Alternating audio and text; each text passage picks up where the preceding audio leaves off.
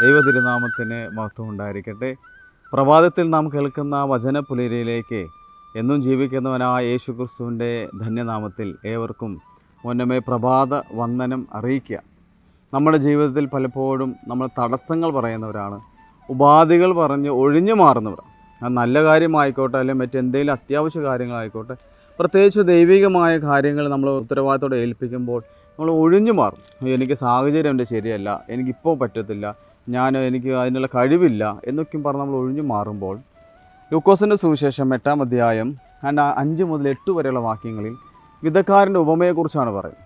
4 സ്ഥലത്താണ് ഈ വിത്ത് വീണതായിട്ട് പറയുന്നുണ്ട്. വിത്തിനെ കുറിച്ചാണ് പറയുന്നത്. വിത്ത് വചനമായിട്ട് പറയാറുണ്ട്.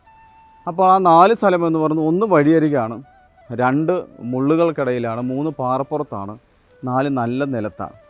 ഈ 3 സ്ഥലവും അല്ലെങ്കിൽ നല്ല നിലവും അങ്ങനെ 4 ചേർത്ത് നോക്കുമ്പോൾ ഈ 4 സ്വഭാവക്കാരെ നമ്മുടെ ചുറ്റുപാടും കാണാൻ സാധിക്കും. അതിലേതെങ്കിലും ഒന്നായിരിക്കും ഞാൻ.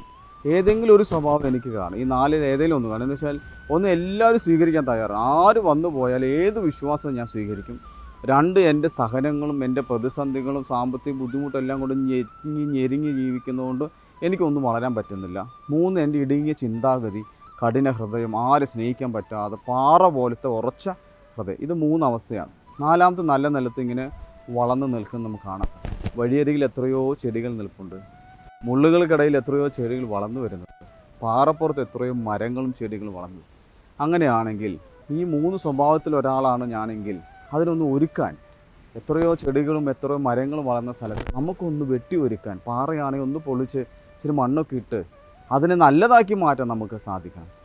മുള്ളുകൾക്കിടയിലാണ് മുള്ളിച്ചിരി മാറ്റിയിട്ട് ആ ചെടി വളർന്നു വരാൻ, നന്മ വളർന്നു വരാൻ ഒന്ന് ഒരുക്കാൻ നമുക്ക് അത് നല്ലതാക്കി മാറ്റാം. വഴിയരികിലാണെങ്കിൽ ചെടി വളരുന്ന പ്രയോജനപ്പെടുന്ന അവസ്ഥയിലേക്ക് എനിക്ക് മാറ്റാൻ, നല്ലതാക്കാൻ നമുക്ക് സാധിക്കും. അതുകൊണ്ട് നല്ലതായിട്ട് എനിക്ക് സമയം കിട്ടട്ടെ, അല്ലെങ്കിൽ എൻ്റെ എല്ലാം ശരിയാവട്ടെ, എന്നിട്ട് ഞാൻ നന്മ ചെയ്യാം, നല്ലത് ചെയ്യാം ചിന്തിക്കാതെ ഞാൻ ആയിരിക്കുന്ന അവസ്ഥയിൽ നന്മ ചെയ്യാൻ, നല്ലത് ചെയ്യാൻ ഈ പ്രഭാതം നമുക്ക് മുഖാന്തരമായി തീരട്ടെ. പിതാവിൻ്റെയും പുത്രൻ്റെയും പരിശുദ്ധ റൂഹായുടെ നാമത്തിൽ തന്നെ. ആമീൻ.